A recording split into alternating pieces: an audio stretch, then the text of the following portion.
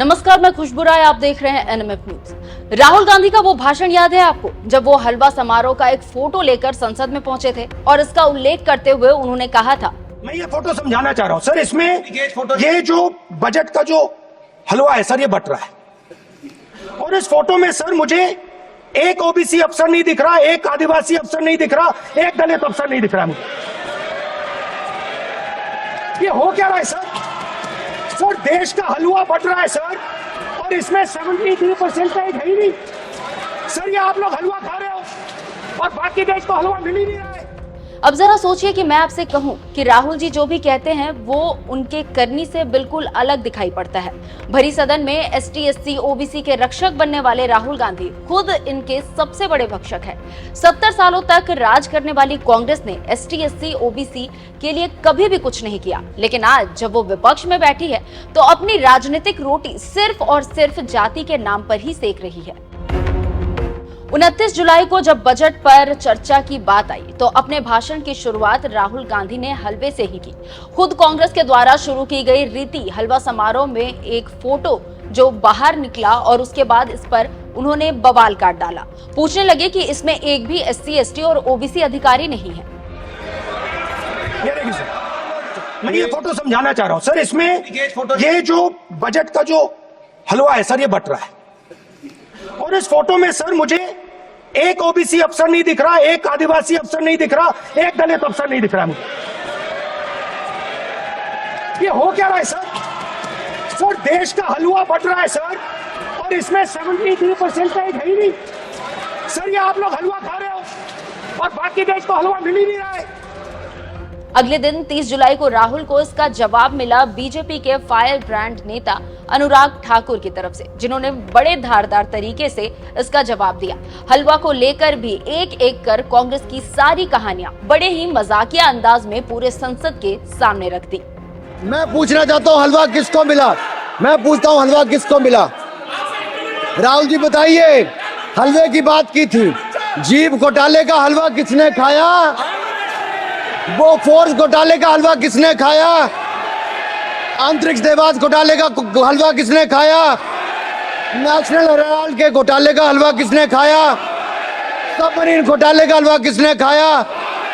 Agusta Westland घोटाले का हलवा किसने खाया? 2G स्कैम हलवा किसने खाया? कॉमनवेल्थ स्कीम का हलवा किसने खाया? कोयला घोटाले का हलवा किसने खाया? वाल्मीकि योजना घोटाले का हलवा किसने खाया? चारा घोटाले का हलवा किसने खाया? यूरिया स्कैम का हलवा किसने खाया? राहुल जी, हलवा मीठा था या फीका? 29 जुलाई को बजट को जब राहुल गांधी हलवा बता रहे थे तब बीजेपी को नीचा दिखाने की भी कोशिश की। तब उस वक्त एक तस्वीर बड़ी वायरल हुई थी। वो तस्वीर थी निर्मला सीतारमण की। राहुल गांधी के भाषण के दौरान निर्मला सीतारमण ने अपना माथा पकड़ लिया था।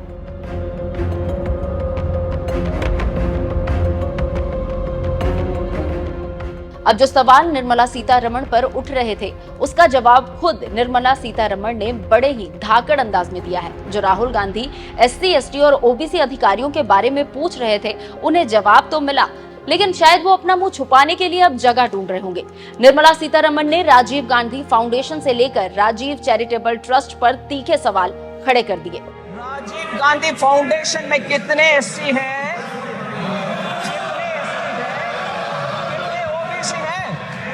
क्योंकि बाहर के वाले लोगों का नाम पढ़ना नहीं है, 9 लोग हैं, कोई एससी नहीं है। Charity begins at home sir. आप पहले आपके व्यवस्था सही करो, एससी को दो, फिर आकर हमसे पूछ लो भाई। ये बोलो सर। फिर दूसरा एक उदाहरण देती हूं sir, Rajiv Gandhi charitable trust, उसमें 5 लोग हैं बोर्ड ऑफ ट्रस्टीज में, नाम नहीं पढ़ रही हूं सर, मगर मुझे एक भी एससी नहीं दिखा।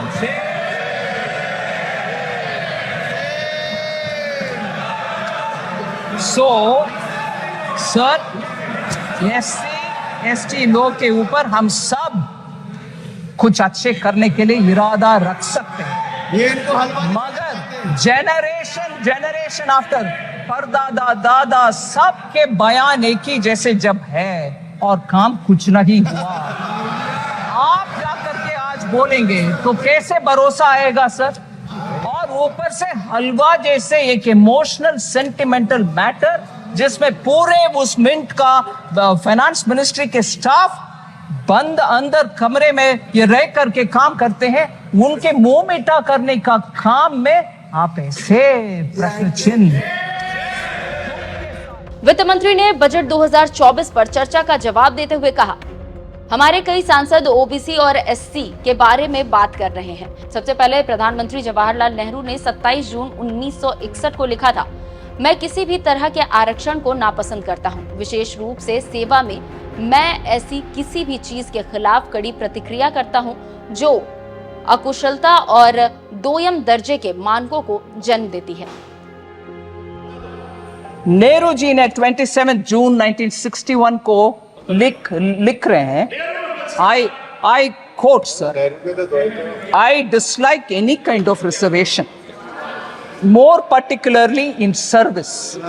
I react strongly against anything which leads to inefficiency and second-rate standards.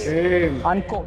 इसके बाद वित्त मंत्री ने 1955 की बात की और कहा, 1955 में जब काका कालेलकर आयोगी की रिपोर्ट सिफारिशों के साथ आई, तब से ही इसे हर कांग्रेसी सरकार ने दरकिनार कर दिया और पिछड़े आयोग के बारे में बिल्कुल भी नहीं सोचा। काका कालेलकर कमीशन के रिपोर्ट 1955 में जब रिकमेंडेशन आ चुका था, तब से लेकर के कांग्रेस पार्टी के हर गवर्नमेंट उसको दरकिनारे कर दिए। बैकवर्ड कमीशन के कोई कुछ सोच नहीं था। आगे निर्मला सीतारमण कहती हैं, 1980 में मंडल आयोग की रिपोर्ट पूर्व प्रधानमंत्री इंदिरा गांधी को सौंपी गई थी, यहाँ तक कि उन्होंने भी इसे नहीं छुआ। उस समय कांग्रेस का नारा था, न जात पर न पात पर, लेकिन अब कहां जा रहा है? फोटो में कितने ओबीसी लोग थे और कितने एससी एसटी लोग थे? अगर आपने उस समय आरक्षण लागू किया होता तो ओबीसी अधिकारी अब तक सचिव स्तर पर पहुंच गए होते। In 1980, Mandal Commission report was submitted to Srimati Indira Gandhi, तब के Prime Minister. Even she didn't touch it. And तब के कांग्रेस के नारा में बोल रही हूं sir, my Hindi is not very good, but I'll still say it. What was the slogan? ना जात पर ना पात पर, मोहर लगाएगी हाथ पर। सो जात तब नहीं है, पात नहीं है, मगर अभी बोला जा रहा है जाति जाति। कितना लोग हलवा में थे, कितना लोग हलवा फोटो में थे, कितने नीचे पे थे। जब तब अगर आपने सही इसको तभी ले आते तो ओबीसी ऑफिसर आज सेक्रेटरी लेवल तक पहुंचने का मौका था। You stopped it. सीतारमण ने राजीव गांधी का भी नाम लिया और कहा, जिन्होंने मार्च 1985 में एक इंटरव्यू में कहा था कि आरक्षण के नाम पर मूर्खों को बढ़ावा नहीं दिया जाएगा और आरक्षण के नाम पर मूर्खों को बढ़ावा देने से पूरे देश को नुकसान होगा। Rajiv Gandhi ji, late prime minister Rajiv Gandhi ji gave an interview to Alok Mehta in March 1985, a senior journalist.